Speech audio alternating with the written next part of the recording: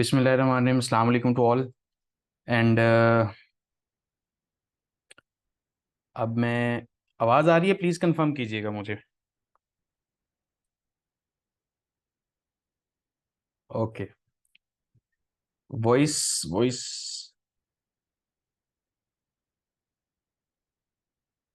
अच्छा, ठीक है। ऐसा करते हैं, मैं आप वन बाय वन सबको अनम्यूट करता हूँ। बल्कि आप लोगों ने हैंड रेज करने हैं, आपके पास ऑप्शन आ रही होगी, आपने हैंड रेज करना है, मैं आपको अनम्यूट करूंगा।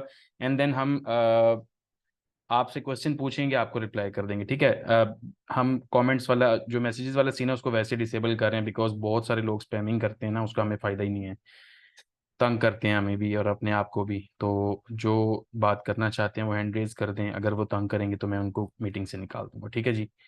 सो सबसे पहले हैं जी हमजा साहब, किधर हैं जी आप? अ, इनको अनम्यूट कैसे करें अब?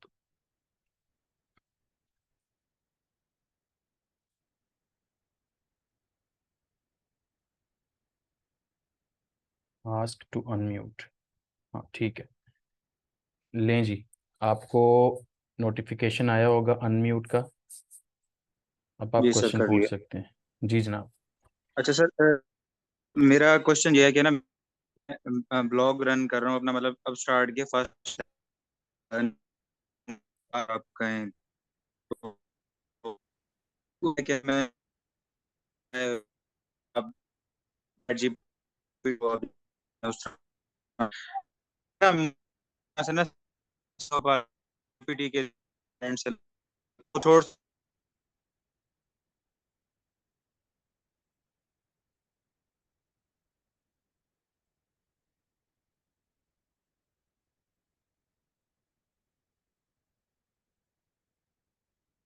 था। फिर मैंने स्टैट्स देने के लिए, मतलब आउटलिंक, ये सॉरी, स्टैट देने के लिए या किसी भी बड़ी वेबसाइट का जो लिंक देना होता है अपनी, मतलब गूगल, अपने आर्टिकल की वैलिडिटी को हमजा प्रूव भाई, करने के हमजा लिए। भाई। तो जी जी सॉरी, जी जी। आपकी ना अच्छा आधा क्वेश्चन कट गया था क्योंकि मैंने अभी कनेक्शन चेंज किया है।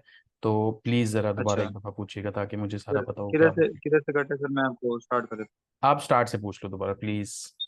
हूँ। अच्छा अच्छा, मैं एक साइट रन कर रहा हूँ, मतलब ब्लॉग रन कर रहा हूँ। मैंने ना नीश भी आपके बताए हुए तरीके से ही माइक्रो नीश ढूंढी, ओके। फ्लिपा के थ्रू ही। और अपने ओके। अपने कंपेटिटर्स के ही कीवर्ड्स को रिवर्स इंजीनियरिंग करके ठीक। पूरा एक, मतलब एक्सेल में ना शीट बना के ना ओके। स्टार्ट कर दिया। ओके। ठीक है। और मैं अभी फिलहाल इंफॉर्मेशनल आर्टिकल्स डाल रहा हूँ, चैट हम्म। जीपीटी की हेल्प भी ले रहा हूँ साथ साथ, लेकिन अपना हम्म। ह्यूमन टच दे रहा हूँ। पहले मैंने आपके बताए हुए तरीके से चैट जीपीटी से कंटेंट लिखने की कोशिश की, सही। चैट जीपीटी 4 भी लिया, हाँ हाँ। लेकिन कहीं ना कहीं मैं उससे सेटिस्फाई नहीं हो पाया। लाइक चैट जीपीटी के अंदर थोड़ी सी मिस्टेक्स भी आ रही थी, हम्म। और जो कंटेंट था वो मेरे कंपेटिटर्स के मुकाबले थोड़ा थोड़ा मुझे ना फीका लग रहा था, लाइक सही। जेनेरिक बता रहा था। ठीक है। सही। तो मैंने उसके लिए ना सर ये स्ट्रेटेजी की कि चैट जीपीटी से लिखवा लिया, लेकिन आउटलाइन खुद जनरेट की, मतलब सही। आउटलाइन खुद बनाई, जैसे एक सही। कंटेंट राइटर ढूंढता है और रिसर्च करके वो डालता है। तो सर मेरा आपसे ये क्वेश्चन है कि ना, मेरे से मुझसे एक या दो से ज्यादा आर्टिकल नहीं हो पा रहे पर दिन में ना, क्योंकि चैट वो जीपीटी एक से। तरह का मुझे खुद ही करना पड़ा। जी जी। तो आप ठीक इसके है। बारे में मुझे किस तरह से गाइड करेंगे कि कितने आर्टिकल्स पर डे होने चाहिए, और ठीक है। साथ साथ मैं उनको इंडेक्स भी कर रहा हूँ, और मेरा मतलब एसईओ स्कोर भी, रैंक मैच एसईओ कर रहा हूँ, 86 ठीक है। आ रहा है हर ना, ठीक है। 85 86। तो आप और मेरे जो कंपेटिटर्स हैं, इमेजेस वाइज भी मैं उनसे ज्यादा इमेजेस डाल रहा हूँ, मतलब हर चीज हम्म। को मैक्सिमम तौर पे ना एक्सप्लेन ये करने तो की कोशिश बहुत कर लंबा रहा हूँ। क्वेश्चन हो गया, ऐसे तो मुझे भूल जाएगा आपने क्या पूछा है। टू द पॉइंट अच्छा, पूछना होगा आपको। टू द क्वेश्चन पॉइंट मुझे बात यह समझ है आ कि गया, मुझे। मैं बता देता हूँ आपको। देखें, बेसिकली चीज ये जी होती है कि अब आप अगर पर्सनल टच दे रहे हो ना तो उसका आपको ही फायदा है। पहली चीज तो ये है कि मैंने सबको, तकरीबन हर किसी को ये पता होगा कि मैं बता रहा हूँ चैट जीपीटी को कैसे यूज करना है, सिखा रहा हूँ सब कुछ। बट स्टिल मैं साथ ही हमेशा बोलता हूँ कि भाई चैट जीपीटी के कंटेंट के ऊपर मुझे ट्रस्ट नहीं है। ठीक है, आप लोग तो फिर भी बाद में आते हो। मैं यूज कर रहा हूँ, it's working, but still I do not take it for granted कि हाँ भाई ये चलेगा, दौड़ेगा, सब कुछ करेगा। अभी के लिए चल रहा है, चल रहा है। आगे क्या होगा मुझे नहीं पता। इसीलिए मैं इसके ऊपर 100% डिपेंड नहीं हूँ। स्टिल मेरे पास राइटर्स हैं जो काम करते हैं, सो दैट्स द रीजन कि भैया आपको भी इसके ऊपर 100% डिपेंड नहीं होना। अब वो बंदे इससे बेस्ट कंटेंट निकाल सकते हैं जिनको उनकी निच के बारे में पता है। तो अगली जो मैंने अभी बेसिकली तकरीबन एक वीक के अंदर अंदर अब जो वीडियो आएगी उसके अंदर बड़ा पर्सनलाइज्ड किस्म का प्रॉम्प्ट आना है कि आपको चैट जीपीटी से कैसे कंटेंट निकालना है। ये तो बड़े बेसिक से थे ना कि भाई ये लो कीवर्ड, ये आर्टिकल दे दो। अब मैंने ये बताना है कि जिस निच के ऊपर आप काम कर रहे हो ना, उस निच की डिटेल्स भी प्रोवाइड करनी है साथ में कि भाई मैं इस निच का एक्सपर्ट हूँ या act as an expert of this niche, and then साथ में चीजें ऐड करते जानी है, साथ में कंस्ट्रेंट्स ऐड कर करके अपने प्रॉम्प्ट को इस तरह से डिजाइन करना है कि वो चैट जीपीटी को लगे भाई एज एन एक्सपर्ट कंटेंट लिखना है, ना कि सिर्फ अपनी मर्जी से लिख देना जो उसका दिल करे। ठीक है, तो ये जो चीज होगी ये अब आपको तकरीबन एक हफ्ते तक सबके एक्सेस में आ जाएगी, वो चैट जीपीटी के जो प्रॉम्प्ट्स हैं। बट ये वो लोग कर सकेंगे जिनको आइडिया होगा उनकी निच के बारे में। ज्यादातर लोग वो क्या करते हैं, निच पकड़ ली है, कीवर्ड्स अच्छे मिल गए हैं, या राइटर पकड़ लिया या चैट जीपीटी पकड़ लिया, ना खुद पता है निच में है क्या, कीवर्ड्स में क्या है, ना अगले को पता है जिससे लिखवा रहे हैं या खुद भी लिख रहे हैं। तो पता होना बड़ा जरूरी है। उसका बड़ा सिंपल सा प्रोसेस है, किसी एक निच साइट को पकड़ लो जो उस निच के ऊपर पहले से काम कर रही है, उसको 2-3 दिन तक रगड़ो, पढ़ो उसको, देखो क्या क्या डिस्कस हो रहा है, एटलीस्ट एक दफा ब्रेनस्टॉर्म करो, बहुत फायदा होता है उसका। दैट्स द वे जिस तरह से आपको अब काम करना चाहिए एक्चुअल में। तो ये चीज कुछ दिनों में आप सब लोगों के लिए अवेलेबल हो जाएगी। ठीक है, ठीक है सर। एक लास्ट क्वेश्चन, एक लास्ट देखें एक क्वेश्चन। एक क्वेश्चन ऐसे नहीं सर करें, मेरा ये ये बड़ा क्वेश्चन है कि लिमिटेड ना सा मैं, टाइम है। मैं आपसे रिक्वेस्ट सर कर रहा बस हूँ, सबको बारी देनी है एक हमने। मिनट का होगा क्वेश्चन, 1 मिनट से ज्यादा नहीं लूंगा। सर 1 मिनट से ज्यादा नहीं लूंगा आपका। बोले। सर ये था कि ना यूट्यूब से मैं काफी ज्यादा ना, मैं अपनी नीश से ना लर्न कर रहा हूँ, नीश के बारे में ना। ठीक है, और काफी ज्यादा कंटेंट क्या यूट्यूब से ट्रांसक्राइब किया हुआ वो चल जाता है, अगर मतलब कि वो बहुत ही ज्यादा मैच हो रहा है और किसी ने ना लिखा हो? यूट्यूब से ट्रांसक्राइब किए हुए कंटेंट से मैंने एक दफ़ा अपनी क्या नाम है, ब्लैक फ्राइडे की केस साइट रैंक की थी और हो गई थी। बट बहुत जो है ना वो इम्पेक्ट करता है वो कंटेंट आपकी साइट को, बिकॉज वो ऑप्टिमाइज नहीं होता। वो वीडियोस बनी हुई है यूट्यूब के लिए, अब वो कंटेंट जो आप वहां से ले लेते हो that performs differently in Google. तो मैंने तकरीबन बल्क में आर्टिकल्स पब्लिश किए थे, उसमें से 10% रैंक हुए थे।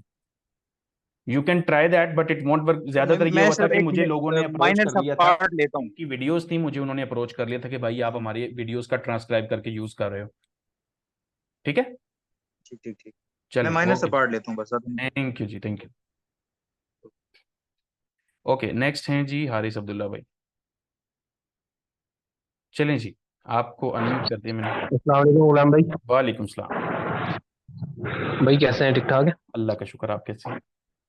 फर्स्ट ऑफ ऑल अल्लाह पाक आपको जज़ाए खैर दे, आप बहुत अच्छा काम जज़ाक, कर रहे हैं। अच्छा थैंक यू। गुलाम भाई, मेरा क्वेश्चन ये था कि मैं एक तो जॉब करता हूँ, बेसिकली मैं आपको काफ़ी टाइम से फॉलो कर रहा हूँ। मैंने ओके, अभी आपको पर्सनली मैसेज भी किया था। तो मैं आप जॉब बहुत करता हूँ तो मिस। अभी आपने एक वीडियो अपलोड की थी कि जॉब जो पर्सन जॉब करते हैं हाँ जी, वो ब्लॉगिंग की तरफ कैसे आ सकते हैं। हाँ तो जी, सर मुझे थोड़ा सा एक बता दें कि 1 मिनट के अंदर कि ओके, मैं ये कैसे स्टार्ट कर सकता हूँ। ठीक है। मैं आपका क्वेश्चन ले लिया मैंने, अब मैं आपको आंसर करूंगा, बट अब हम ऐसा करते हैं कि हमने सबसे मेजोरिटी लोगों से क्वेश्चंस लेने हैं, तो मैं आपका ये एक ही क्वेश्चन, क्योंकि सबको एक एक अलाउ होगा, मैं आंसर कर दूंगा, बट मैं आपको ठीक। अनम्यूट करने लगा हूं। ओके, जी जी, ओके कोना sir. Thank you so much. Okay, तो हारिस भाई का ये क्वेश्चन है कि अगर कोई स्टूडेंट हो या जॉब पर्सन हो, जो कि अभी मैंने वीडियो अपलोड की थी यूट्यूब चैनल के ऊपर, वो बंदा कैसे ब्लॉगिंग में काम कर सकता है। तो वीडियो के अंदर भी कुछ डिटेल्स बताई हैं, अब आप लोगों को थोड़ा सा मैं इसका तरीकाकार बता देता हूँ कैसे आप लोग कर सकते हो। सबसे पहली चीज़ तो ये है कि आपके पास टाइम कितना है। सबसे पहले तो आपको ये पता लगाना है आप कितना टाइम डेडिकेट कर सकते हो। It's all about giving time. देखिए, कंसिस्टेंटली काम करना पड़ता है एक लंबे अरसे तक। अगर हम ये कहें कि नहीं मुझे एक पूरा दिन ऑफ मिलता है बट उसके अलावा टाइम नहीं मिलता, तो एक ही दिन के अंदर हम इतना काम कर लें कि पूरे हफ्ते का काम हो जाए। अगर तो इस तरह मैनेज करना चाहिए, ऐसे मैनेज कर लें। अदरवाइज आप डेली 2 से 3 घंटे एटलीस्ट डेडिकेट करते हैं, जो कि मैंने एक मेरे ख्याल में फेसबुक के ऊपर पोस्ट करके भी बताया था कि 2 hours are more than enough. एक बंदा अगर 2 घंटे भी लगाता है, अगर उसको खुद इंग्लिश आती है ना, तो वो आर्टिकल एक लिख लेता है। दो दो घंटे इनफ है। आप इस प्रैक्टिस के थ्रू, अगर तो इंग्लिश आती है, इस प्रैक्टिस के थ्रू आप डेली का एक आर्टिकल लिखें। 6 मंथ्स के अंदर आपके जितने भी आर्टिकल्स बनेंगे, 6 माह लिखो, that's it. Domain hosting low, articles लिखना स्टार्ट करो, बेसिक लर्न कर लो, ऑन पेज वगैरह लर्न कर लो। इस प्रैक्टिस को 6 माह करके मेरे पास आ जाना। अगर आपको रिजल्ट ना मिले और उस कंटेंट के अगेंस्ट मेरे से आप वो ले लेना, जो भी मुआवजा होगा। द थिंग इज कोई करेगा नहीं। क्यों? क्योंकि भाई हर कोई उतना सीरियस ही नहीं है इस चीज के बारे में।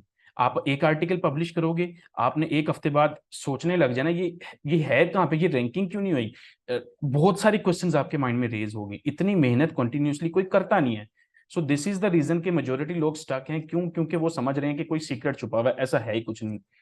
कोई ऐसा मुझे करके दिखाए, हाँ, 6 माह रेगुलर डेली एक आर्टिकल खुद लिख के एटलीस्ट 2 घंटे रोज के देने हैं ना, तो कोई कोई उठे इस तरह करे। मेरे से नहीं होता भाई, मैं 1 घंटे में लिख लेता हूँ। तो consistency is the biggest myth जिसको आपको अनब्रेक करना है। और इसके अलावा आपको बिलीव मी आप मेरी अगर व्हाट्सएप ग्रुप के ऊपर भी नीचेज मिल रही होती हैं हर टाइम, क्योंकि मैं हर टाइम कर ही रिसर्च कर, this is my one of the favourite things in SEO, ठीक है। मैं वैसे शेयर करता रहता हूँ, इतनी जो मिलती है मैंने क्या करनी है, आप लोगों को वहां से नहीं तो मैंने सिखाया हुआ कैसे निच निकालनी है। टूल भी फ्री, हर चीज आपकी एक्सेस में है, उसको यूज करो, अच्छी सी निच चूज कर लो, थोड़ा टाइम एक्स्ट्रा स्पेंड कर लो and start writing content, do nothing else, do this for 6 months and come back to me and मुझे कहना भाई मेरा टाइम वेस्ट हो गया है। आपको आपकी साइड का मुआवजा मिल जाएगा। अगर ये कोई कर सकता है तो इम्प्लीमेंट करके देख ले, मैं गारंटी देता हूँ आप सक्सेसफुल हो जाएंगे। अच्छा जी, अगला क्वेश्चन है Khalid Javed to unmute. Hopefully Haris भाई को उनका आंसर मिल गया होगा। खालिद जावेद भाई, आपको एक्सेस आई होगी, देखें ज़रा, अनम्यूट करें।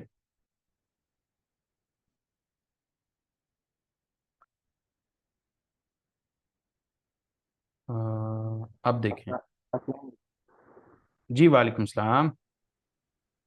सर, मैंने आपके ना व्हाट्सएप ग्रुप से एक न्यूज़ चेक की थी। आपकी आवाज़ बहुत ज़्यादा जो है ना डिस्टर्बिंग फील हो रही है, सही नहीं आ रही,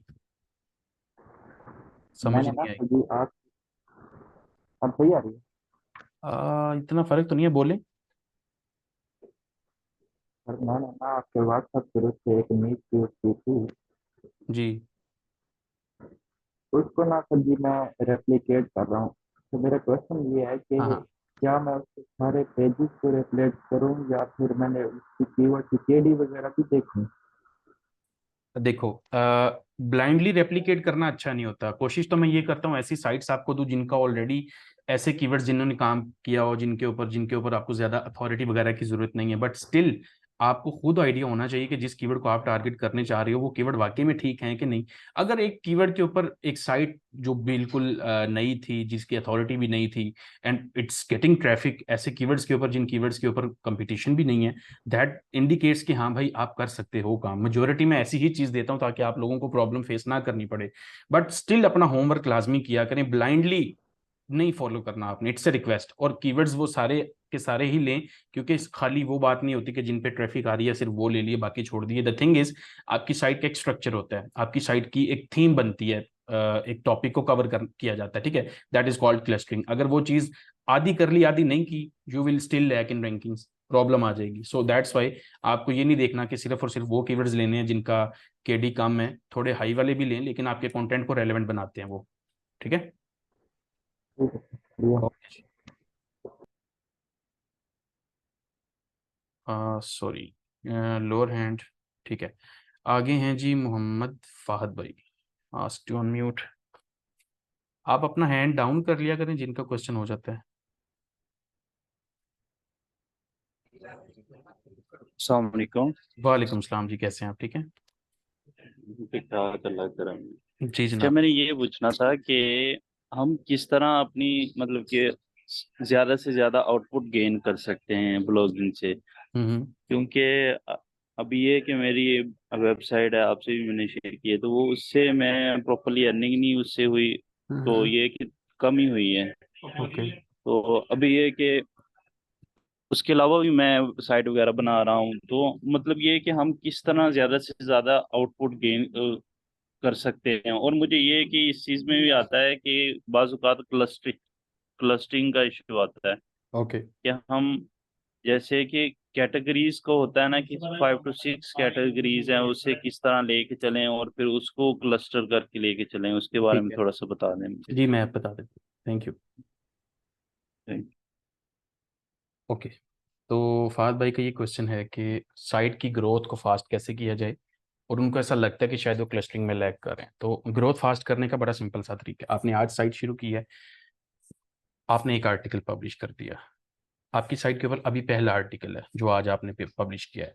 अब उस आर्टिकल को ना मेंटेलिटी अपनी आपने सेट कर लेनी कि इसको तो 6 माह अब भूल जाना है।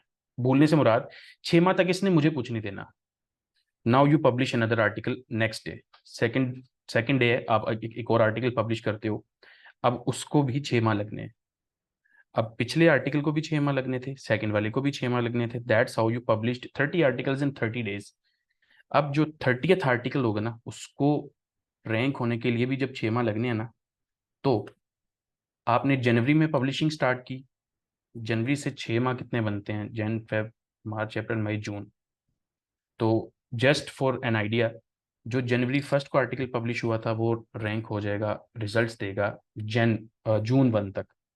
बट जो जैन 30 को पब्लिश हुआ था वो रिजल्ट्स देगा जून 30 तक। अब सोचें कि अगर आपने एक आर्टिकल आज पब्लिश किया था, फिर एक 3 दिन बाद पब्लिश किया, तो उसका गैप आगे भी आगे चलता गया, रैंकिंग का गैप बढ़ गया।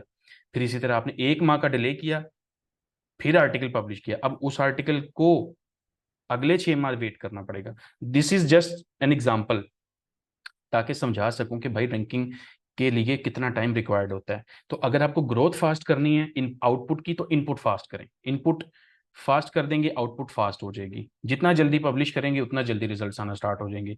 अगर आपको लगता है क्लस्टरिंग का प्रॉब्लम है, तो उस निच के अंदर जितना ज्यादा रिसर्च हो सकता है वो करें। अपने कंपेटिटर्स को डिटेल के साथ एनालिसिस करें और वो देखें कि उन्होंने कितने टॉपिक्स कवर किए हैं उस पर्टिकुलर कैटेगरी के अंदर। क्या आपके काम है उनसे? क्या आपको टॉपिक्स और मिल रहे हैं? अगर तो आपने मैक्सिमम कवर कर दिए तो फिर आपको सिर्फ इंतजार की जरूरत है। होपफुली आपको आंसर मिल गया होगा। अली शहजाद चौधरी। वालेकुम सर। जी अस्सलाम वालेकुम। वालेकुम सलाम। अच्छा सर, मुझे ना एक इशू आ रहा है कि मेन्यूज़ जो क्रिएट करने होते हैं मेरी साइट पे ना, अभी मैंने 150 के अराउंड वर्ड आर्टिकल्स डाल दिए हैं। 3 कैटेगरीज हैं, हर कैटेगरी के अंदर ऑलमोस्ट 40 टू 50 आर्टिकल्स हैं। मेन्यू ओके, के अंदर सिर्फ कैटेगरीज ऐड की हुई हैं, तो ऐसा है कि उस कैटेगरीज के अंदर मजीद आर्टिकल्स भी ऐड किए जाएं अच्छा बेनिफिट लेने के लिए और रैंकिंग के लिए। किस तरह इसको हम अप्रोच करते हैं? ठीक है, मैंने सुन लिया। मैं आपको अनम्यूट कर रहा हूँ, सॉरी जी, म्यूट कर रहा हूँ। Thank you. देखिए, आपने ये क्वेश्चन पूछा है कि आपने 3 कैटेगरीज बना रखी हैं, हर कैटेगरी के अंदर 40 आर्टिकल्स हैं, और आपको लगता है कि क्या मुझे और आर्टिकल ऐड करने चाहिए या नहीं करने चाहिए। पहली बात, मेन्यू जो होता है ना, मेन्यू के अंदर आर्टिकल नहीं ऐड होते, हमेशा आर्टिकल आपकी कैटेगरी में जाते हैं। कैटेगरीज जस्ट कैटेगराइजेशन, ठीक है, जो आपके कंटेंट को it just like a room. ठीक है, आपके घर के अंदर अगर 3 कमरे हैं ना, तो तीनों कमरे बेसिकली 3 कैटेगरीज कहलाती हैं। एक कमरे के अंदर एक पर्टिकुलर चीज पड़ी है, दूसरे में पर्टिकुलर, तीसरे में particular. That's how categorization works. तीनों चीजें अलग अलग हो गई आपस में। अब आपको ये देखना है कि भाई क्या जिस कैटेगरी के अंदर आपने 40 आर्टिकल्स पब्लिश किए हैं, तो रिसर्च यहाँ पे काम आती है आपकी, कि कितनी रिसर्च करके आपने वो कीवर्ड्स निकाले थे। क्या उस कैटेगरी के अंदर और कंटेंट डिमांड है? क्या वो टॉपिक इतना बड़ा है कि आप उसको मजीद 100 आर्टिकल्स पब्लिश कर सकते हो? द थिंग इज कि जितने ज्यादा आर्टिकल्स आप एक कैटेगरी के अंदर या किसी टॉपिक के लिए पब्लिश करते हो, उतना ही ज्यादा वो टॉपिक आपकी साइट के ऊपर स्ट्रॉन्ग होना शुरू हो जाता है। That sends a signal to Google कि भाई ये जो बंदा है ये इस पर्टिकुलर कैटेगरी का एक्सपर्ट लग रहा है। अगर कम आर्टिकल्स होंगे, वो आपकी एक्सपर्टीज को शो नहीं करेंगे। सो दैट्स वाई आपको ये फिगर आउट करना है कि भाई रिसर्च करके, ठीक है, सोल्यूशन आपका ये है कि रिसर्च करें उस टॉपिक के ऊपर, एससीएम रश को यूज करें, इट्स इनफ। ऑप्शन सारी बताई हुई है कैसे कैसे करना है, बार बार क्या रिपीट करना है। बट आपको करना ये है, जाके अपने कंपेटिटर्स को तलाश करें, उनके कीवर्ड्स को देखें, कीवर्ड्स और तरीकों से निकालें, देखें आप कितने कवर करें, कितने छोड़ रहे हैं, इंटरलिंक्स बनाएं। एंड हाँ, बैकलिंक्स के बगैर भी जो है ना वो साइट बहुत स्लो हो जाती है, तो लिंक बिल्डिंग के ऊपर भी लाजमी काम करें। तो होपफुली आपको इस चीज़ से फायदा होगा। लें जी, आगे हैं खुर्शीद बिलाल।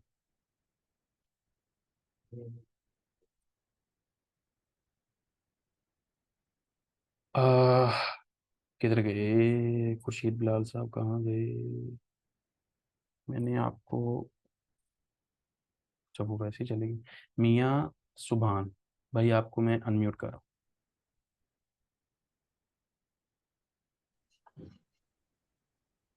Hello sir. जी अस्सलाम वालेकुम। वालेकुम अस्सलाम सर। मेरा ये सवाल था कि अपने ब्लॉग पोस्ट को ना फर्स्ट पेज पे कैसे रैंक किया जाए, कोई टिप्स बता दें। ब्लॉग पोस्ट को फर्स्ट पेज पे, गूगल के फर्स्ट पेज पे रैंक करना है। ओके, ठीक हो गया, मैं आपको आंसर कर देता हूँ।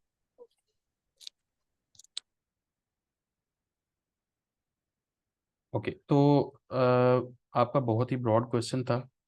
बहुत सारी चीज़ें हैं जो आपको करनी पड़ती हैं एक आर्टिकल को रैंक करने के लिए। इवन पूरी की पूरी जो एसईओ सिखाई जाती है वो इसी काम के लिए होती है कि एक ब्लॉग पोस्ट को अल्टीमेट टारगेट ये होता है कि उसको हमने फर्स्ट स्पॉट पे रैंक करना है। ठीक है, तो एक सिंपल, जितना सिंपल हो सकता है उतना बता देता हूँ। सबसे पहले तो आपको अपनी रिसर्च अच्छी करनी होती है कि भाई जिस कीवर्ड के लिए आपको अपना ब्लॉग पोस्ट को रैंक करना है वो कीवर्ड कैसा है। पहले कंपटीशन एनालिसिस करते हो, आप ये देखते हो कि भाई इसके लिए मुझे रैंक करने के लिए कितना रिसोर्स लगेगा, मुझे कितनी इन्वेस्टमेंट टाइम के रिसोर्सेज की करनी पड़ सकती है। वो बताएगा आपको कि भाई मुझे कितना टाइम लग सकता है।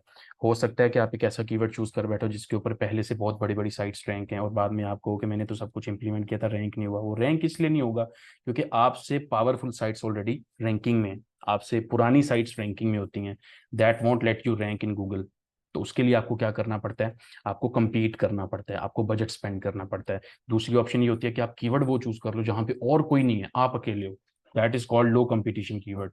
उसके लिए आपको सिंपल कंटेंट अच्छा बनाना होता है, अच्छा ऑप्टिमाइज करना होता है। ठीक है, तो ये तो ब्रॉड टर्म्स हैं, इनके अंदर बहुत टेक्निकलिटीज हैं, मुश्किल तो नहीं है but it's a complete process. अच्छा कंटेंट बनाना पड़ता है, देन आपको उस कैटेगरी के ऊपर अपना रुतबा बनाना होता है in by publishing more articles. ठीक है, and after that you start making backlinks, and इस तरह एक टाइम पीरियड के बाद आपको एक ब्लॉग पोस्ट रैंक हो जाती है। So this is the process. Hopefully आपको समझ आई होगी। क्वेश्चन बहुत ब्रॉड था, मैं इसको कितना और एक्सप्लेन करूं वो उतना ही होता जाएगा। हिबा।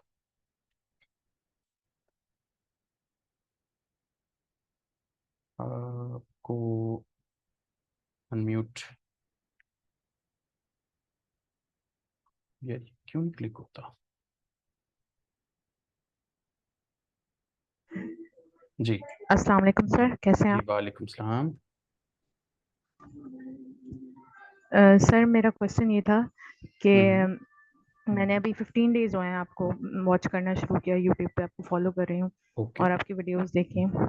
ओके, और अभी जो है वो आपने एसईओ कोर्स जो लॉन्च किया उसमें भी मैंने पार्टिसिपेट किया है। मुझे लग ही रहा था। तो मैंने जी जो है वो एक वेबसाइट ली थी, जिसे कहते हैं ना बिल्कुल स्टार्टिंग में, अभी तो हम जीरो हैं। तो okay. I think 26 of last month तो मैंने ऐसे ही परचेज कर ली थी। और मुझे बस ऐसे ही था कि मतलब एसईओ के बारे में कोई नॉलेज नहीं थी, जिसे कहते हैं ना हम्म, कि फिटनेस पे मैंने उसको बनाया और ठीक है। परचेज कर ली। अब मुझे यूं हो रहा है कि क्या मुझे वो रखनी चाहिए या मैं उसको जो है ना वो डिसॉल्व कर दूं, क्योंकि मेरे पास अभी टाइम है 1 मंथ पे, आप उसको जो है ना वापस कर सकते हैं। तो बस मुझे आपसे यही मालूम करना था कि क्या मैं ओके उस साइट को रखूं या ओके, मैं जो है ना उसको। Thank you sir. मैं बता देता हूँ।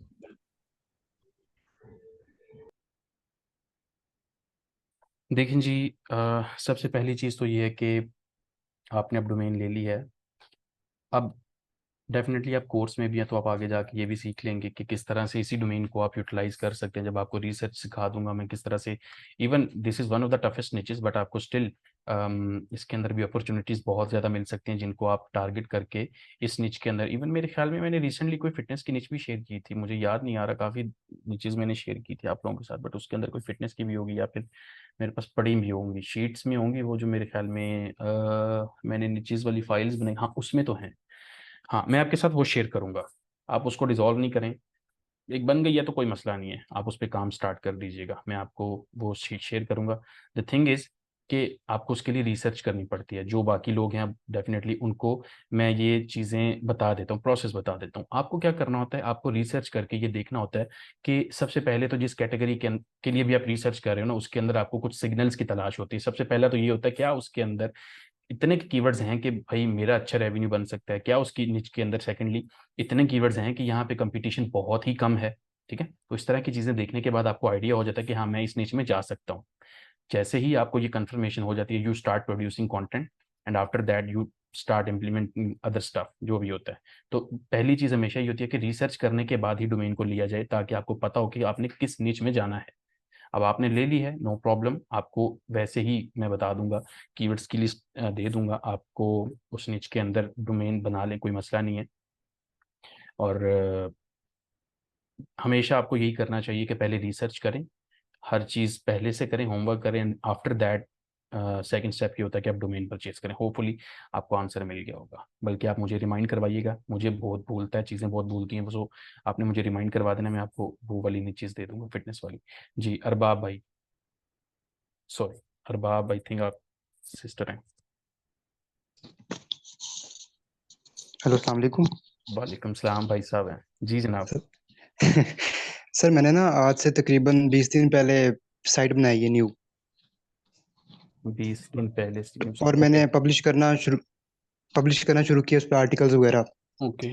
तकरीबन दिन के मैं 2 आर्टिकल पोस्ट कर रहा हूँ रेगुलरली। ऑलमोस्ट 40 आर्टिकल हो चुके हैं। खुद लिख रहे हैं? निश भी अच्छी है। तकरीबन कंपटीटर भी बहुत, मतलब इनके जो कंपटीटर मैंने देखे हैं उनके तकरीबन बिलो 20 उनकी ये डीए है। हम्म। मैंने अप्लाई किया था गूगल एडसेंस के लिए, ओके। तो उन्होंने रिजेक्ट किया है मुझे। कंटेंट खुद लिखा है? नेक्स्ट टाइम मैं अप्लाई करूं तो मतलब मुझे क्या देखना चाहिए और कब करना चाहिए अप्लाई वगैरह? कंटेंट आपने खुद लिखा है? कंटेंट मैंने 40 आर्टिकल पोस्ट किए हैं तो ऑलमोस्ट दिन में तकरीबन 6-7 घंटे लगा के मैंने खुद लिखा है वो। बीएस इंग्लिश का स्टूडेंट हूं मैं, तो मेरे लिए चीज़ इतनी मतलब मुश्किल नहीं है वो। ठीक है, सारे आर्टिकल्स खुद लिखे हैं? ऑलमोस्ट 40 में से 30 मैंने खुद बाकी लिखे मैंने खुद है। अगर बाकी 40, अगर बाकी जो 10 हैं वो उसके मैंने वो जो उसके आउटलाइंस होती हैं वो मैंने जनरेट की होंगी चैट जीपीटी से। बाकी मैंने खुद लिखी है, ऑलमोस्ट माइंड यूज गूगल किया ने है मैंने। क्या बोला आपको, प्रॉब्लम क्या है, रीजन क्या है? गूगल ने कोई स्पेसिफिक रीजन मेंशन नहीं किया वहां पे। रीजन के बगैर कभी कोई भी लो कंटेंट वैल्यू। हाँ, लो वैल्यू का ज्यादा इशू होता है। अगर आपने हैंड रिटन लिखा नो है नो फिर नो नो नो नो नो नो सर लो कंटेंट वैल्यू कोई भी इस तरह की कुछ चीज वहां मेंशन नहीं है। मुझे स्क्रीनशॉट भेज सकते हैं आप उसका? सर मैं आपको सेंड कर देता हूँ। देखिए विदाउट लुकिंग एट दैट मुझे कैसे पता चलेगा आया क्या है, प्रॉब्लम क्या आई है? मैं आपको सर सेंड कर देता हूँ। चलें भेजिएगा, उसके बगैर तो अब मैं क्या बताऊं फिर आपको। अगले क्वेश्चन पे जा सकते हैं हम। चलें ठीक है सर, ओके। Thank you. भेज दीजिएगा व्हाट्सएप पे मुझे। Thank you, okay sir, okay. Okay thank you. Okay जी। मोहम्मद उमैर।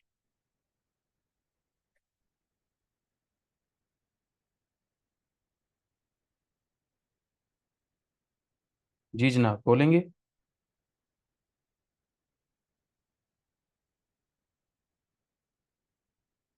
अच्छा चलें आप नजर। वालेकुम सलाम, आ गए हैं आप? जी जनाब। मेरा क्वेश्चन ये था कि मैं अभी, अच्छा साइट सीखना इससे पहले ज़रूरी है कोई, मतलब वर्डप्रेस की? आपका ना वॉइस अच्छी नहीं आ रही, सही नहीं आ रही। एक मिनट।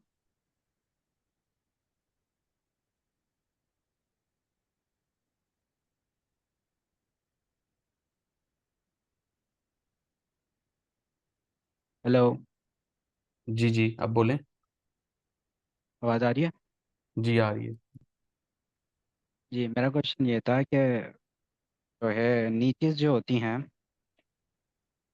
जैसे जी स्पोर्ट की एक नीच है, वो ऑल ओवर स्पोर्ट्स, क्रिकेट और ये सारे स्पोर्ट्स कवर कर सकते हैं उसमें, या एक प्रॉपर एक गेम को ही लें, जैसे क्रिकेट को ही लें, जी बारे में ही बात करें?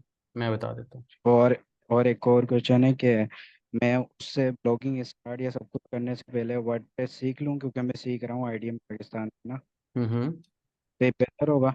हम्म। और मैं कीवर्ड रिसर्च मैनुअली करता हूँ, जैसे एक कीवर्ड लिख के उसके साथ ए लगा के, फिर उसके बाद उस सबको जो है मैं सीपीसी निकाल लेता हूँ उनका, वो अच्छे अच्छे कीवर्ड्स होते हैं तो वो निकाल लेता हूँ, फिर उससे मैजिक टूल से कीवर्ड से और ज़्यादा उससे रिलेटेड निकाल लेता हूँ।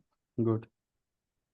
तो ये सारी चीज़ें मैं कर रहा हूँ और एक लिस्ट बना रहा हूँ मैं अभी। अच्छा, इसी में ही आप सब कुछ कवर कर लेना, मैं एक और क्वेश्चन कर रहा हूँ कि हम्म। अब सब कुछ हो गया, उसके बाद मुझे साइट बनानी है, तो एक्सपायर्ड डोमेन लेना बेहतर है या न्यू डोमेन के साथ जाना बेहतर है? मैं ठीक उसमें हो भी बड़ी रिसर्च करता हूँ, ठीक हो फिल्टर्स लगा के करके। ठीक है। ठीक हो गया। ओके तो आपने सबसे पहले तो ये पूछा कि मल्टीपल निचेस में जाएं, सब निचेस में, अगर एक स्पोर्ट्स की साइट है तो उसके अंदर मल्टीपल स्पोर्ट्स को कवर करें या ना करें। तो सबसे पहली चीज़ जो आपको ये करनी है ना, एक स्पोर्ट को पकड़ें डोमेन चाहे ब्रॉड बना लें, स्पोर्ट्स, जिसमें आप डिपेंड ना हो किसी एक निच के ऊपर, ठीक है, sportslife.com समथिंग लाइक दैट। आपने एक निच पकड़ी, आपने एक स्पोर्ट्स पकड़ा, अब उसको आपने तसल्ली के साथ कंप्लीट कवर करना। ऐसा नहीं करना 10 कीवर्ड एक स्पोर्ट्स के खेल के 10 दूसरे के 10 तीसरे, ऐसे करने से कुछ नहीं होगा। अगर आपको लगता है कि नहीं मुझे अच्छी रिसर्च आती है, मैं एक क्रिकेट के 10 कीवर्ड्स निकाल लूंगा, 15 कीवर्ड फुटबॉल के निकाल लूंगा, ये करने से कुछ भी नहीं होना। करना आपको ये होगा कि अगर क्रिकेट को पकड़ना है तो क्रिकेट को 100-200 आर्टिकल्स तक ले जाएं, प्रॉपर कैटेगराइजेशन, सब कैटेगराइजेशन करें, क्लस्टरिंग करें, इंटरलिंकिंग करें, that will give you the benefit. जब आपको लग जाए एक कैटेगरी तसल्ली से कवर हो गई है, move on to the second one, कोई प्रॉब्लम नहीं होगी इससे। सेकेंडली, आप कीवर्ड्स का आपने पूछा था, अच्छा कीवर्ड्स का आपने क्या पूछा था, आप अल्फाबेट मेथड यूज कर रहे हो तो हाँ ठीक है यूज करो, मुझे भूल गया क्या पूछा। तीसरा आपने पूछा था एक्सपायर डोमेन का। Expire domain basically it works but not every time, so पता नहीं होता कौन सी करेगी कौन सी नहीं, तो rather you should purchase a new domain. But अगर आपको ऐसा लगता है कि आप कर सकते हो तो 2-4 लो, उनको देखो, उनके अगर कीवर्ड्स आना स्टार्ट हो जाते हैं तो उसको चूज कर लो, उस पर काम स्टार्ट कर दो, ठीक है। तो आने वाले दिनों में मैं एक वीडियो बना दूंगा एक्सपायर डोमेन कैसे चूज की जाती है, तो आप में से जो लोग इंटरेस्टेड हैं उस पर कर सकते हैं। बट ठीक है, चीप मिल जाती हैं और अच्छे अच्छे लिंक्स भी होते हैं, बट स्टिल सारी डोमेन्स वर्क नहीं करती हैं, बहुत सारी चीज़ें देखनी पड़ती हैं। तो जिनको नहीं आइडिया वो मैं आगे वीडियो के अंदर डिटेल के अंदर बता दूंगा, अभी तो टाइम ही बहुत शॉर्ट ट्रैक है। तो एक्सपायर पे करना है या फ्री पे करना है मैंने बता दिया है। फ्री करते हैं तो 100% ये होता है कि डोमेन क्लीन है, एक्सपायर पे करते हैं तो आइडिया नहीं होता पिछले क्या खिचड़ी पक चुकी है डोमेन के ऊपर। अनलेस आपको 100% श्योर हो तो you can start working on that, but ये ना हो 2 माह वेट करते रहे, काम करते रहे, बाद में रिजल्ट ना आए, फिर कहीं यार ये गलती होगी। So that's why you have to make sure कि जो चीज़ आप कर रहे हो इट विल वर्क, ठीक है। ओके जी, नेक्स्ट हैं सबदेन अली। Assalamu alaikum. वालेकुम सलाम। Sir, difference between keyword cluster and keyword mapping, and second one, difference between semantic SEO और NLP SEO. आपने हर चीज़ डबल 2 दफ़ा बोल दी है, मुझे समझ नहीं सही है। Sir, difference between cluster, keyword cluster and keyword अच्छा, mapping, and cluster second and one mapping, is ठीक है, second one is semantic SEO and semantic NLP. NLP. बड़े तेज हो, हाँ चलो बता देते हैं, ओके जी। अच्छा देखिए, सबसे पहले इन्होंने पूछा कि क्लस्टरिंग और मैपिंग क्या होती है। मैपिंग बेसिकली ये होता है कि आपने अगर एक कैटेगरी के अंदर आर्टिकल्स कीवर्ड्स निकाले हैं ना, तो अब उन कीवर्ड्स में से आपने ये देखना है कि कौन से ऐसे कीवर्ड्स हैं जिनको आपने एक साइड पे रखना है, जिनको आपने मैप डाउन कर देना है कि भाई ये वो वाले कीवर्ड्स हैं जो किसी एक पर्टिकुलर आर्टिकल से बिलोंग करते हैं, उनके ऊपर एक आर्टिकल बनेगा। तो इस तरह करते करते आप जितने भी कीवर्ड्स निकालते हो एक कैटेगरी के अंदर, सबके ऊपर आर्टिकल्स नहीं लिखे जाते। आपको हमेशा ये देखना होता है कि कितने ऐसे कीवर्ड्स हैं जिनका इंटेंट सेम है। सो इस तरह करते करते आप क्या करते हो, कीवर्ड्स की ग्रुपिंग कर देते हो। तो मैपिंग को ग्रुपिंग भी बोला जाता है। ग्रुपिंग करने के बाद जिस कैटेगरी के अंदर, सपोज कर लो आपने 50 कीवर्ड्स निकाल लिए, तो 50 कीवर्ड्स मेन कीवर्ड्स है जिनके ऊपर आपको लगता है डिफरेंट डिफरेंट आर्टिकल्स बन सकते हैं। उन पे अब जब कंटेंट बन जाता है, उनको आपस में जब आप लिंक कर देते हो, लिंक इंटरनल लिंकिंग के through, that is called cluster, ठीक है। आपस में इतना स्ट्रांगली लिंक कर देते हो कि वो एक क्लस्टर बन जाता है, एक गुच्छा बन जाता है, जिस तरह अंगूर का एक गुच्छा होता है, सब कनेक्टेड एक वो उसके साथ होते हैं लेकिन आगे से ब्रांचेस बनी होती हैं। So that is the difference between mapping and clustering. Semantic SEO and और क्या था, एनएलपी। सिमेंटिक एसईओ बेसिकली ऐसा कॉन्सेप्ट है जिसके अंदर गूगल ने आपकी, रिपीट इट अगेन, आप वीडियो वॉच कर लेना यार, दोबारा आप रिकॉर्डिंग देख लेना प्लीज, टाइम देखें आगे, हमारे पास 4 मिनट में चाह रहा हूँ 1-2 क्वेश्चन और ले लूँ। सिमेंटिक एसईओ ये होता है कि गूगल ने बेसिकली सबसे पहले, सिमेंटिक एसईओ है बड़ी पुरानी बट इम्प्लीमेंटेशन 2013 में हुई है, जब गूगल ने एक एल्गोरिथम अपडेट दी थी जिसके अंदर उन्होंने ये बोला था कि अब आपको अपने कंटेंट को सिर्फ कीवर्ड बेस्ड नहीं रखना, अब आपके कंटेंट के अंदर डिफरेंट जो रिलेटेड डाटा है वो भी होना चाहिए। दैट मीन्स कि आपका जो आर्टिकल होगा वो अब सिर्फ ये नहीं होगा कि उसके अंदर 10-20 दफा कीवर्ड रिपीट किया गया जिस तरह पहले होता था 2013 से पहले। उस अपडेट के बाद अब आपका जो एल्गोरिदम है वो इतना एडवांस हो चुका है कि वो समझ सकता है कि इस कंटेंट के अंदर बेसिकली किस चीज के बारे में बात हो रही है। तो अगर एक वर्ड है फॉर एग्जांपल फ्लोर, तो अगर मैं आपको बोलता हूँ फ्लोर का मतलब बताओ तो आप कंफ्यूज हो जाओगे कि ये फ्लोर कौन सा वाला है, ये ग्राउंड वाला फ्लोर है, ये दूसरा वाला फ्लोर है जो आप लोग आटे में यूज करते हो। So you will confuse. तो how you will make the difference, आप उसकी रेलेवेंसी मेंटेन करोगे, रेलेवेंट टर्म्स यूज करोगे टू मेंटेन दैट रेलेवेंसी, उसको सेमेंटिक एसईओ बोला जाता है। एनएलपी बेसिकली एक नेचुरल लैंग्वेज प्रोसेसिंग कॉन्सेप्ट है जिसमें गूगल आपकी लैंग्वेज को अंडरस्टैंड करता है। तो आप बेसिकली जो भी कंटेंट लिखते हो साइट के ऊपर, गूगल को ये समझ आ रहा होता है कि भाई आपने क्या चीज लिखी हुई है। ऐसा नहीं होता कि आपको लगता है कि भाई गूगल को पता ही नहीं है आपके कंटेंट पे क्या है और एल्गोरिथम्स पीछे से बस चल रहे हैं, ऐसा कुछ भी नहीं है। गूगल को एग्जैक्टली पता है ये जो आपका चैट जीपीटी वगैरह चल रहे हैं, इनके बिहाइंड द सीन्स जो कॉन्सेप्ट है बेसिकली वो सारे इसी चीज के ऊपर काम कर रहे हैं। तो होपफुली आपको इसका आंसर मिल गया होगा। Stone mute Ahmad.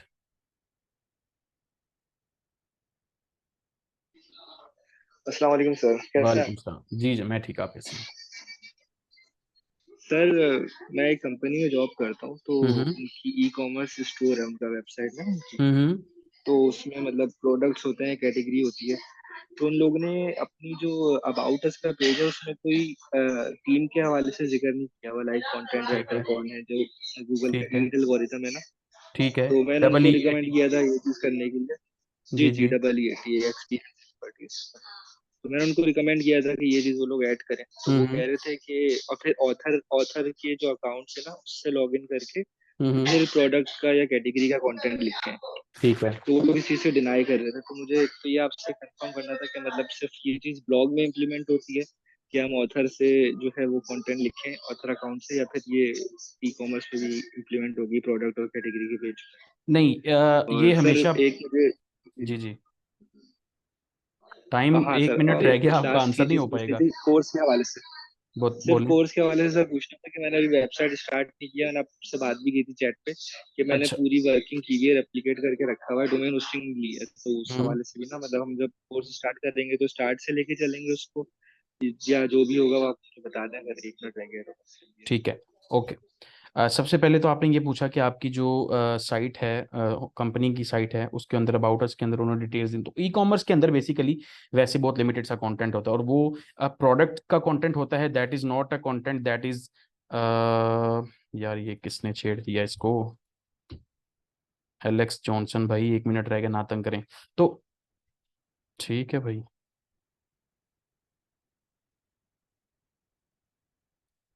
अच्छा तो जरूरी नहीं है, आपका जो ब्लॉग होता है उसके लिए बहुत मैटर करता है कि ये किस बंदे ने कंटेंट लिखा है। प्रोडक्ट जो होती है, यार ये तो बंदाबाजी नहीं आ रहा। प्रोडक्ट जो होती है ना वो उसके अंदर बहुत लिमिटेड सा डिस्क्रिप्शन होता है, तो उसके लिए राइटर की जरूरत नहीं पड़ती। सो होपफुली ऑथर की जरूरत नहीं पड़ती, तो कोई प्रॉब्लम नहीं है इस चीज़ की। सेकेंडली आपने पूछा कि कैसे जो कोर्स है उसके अंदर कैसे आपने काम करना है। अब मुझे क्वेश्चन ही भूल गया, ये बंदा तंग करी जा रहा है। हम एक प्रॉपर साइट के थ्रू काम करेंगे और कोशिश यही करेंगे कि जितना ज़्यादा आप इम्प्लीमेंट करें सीखें, उससे जितना ज़्यादा हो सकता है। ठीक है, तो स्टार्ट से लेके बेसिक से लेके साइट स्टार्ट करवाएंगे, उसके ऊपर काम करवाएंगे, एंड तक लेके जाएंगे जब तक उससे कुछ बनना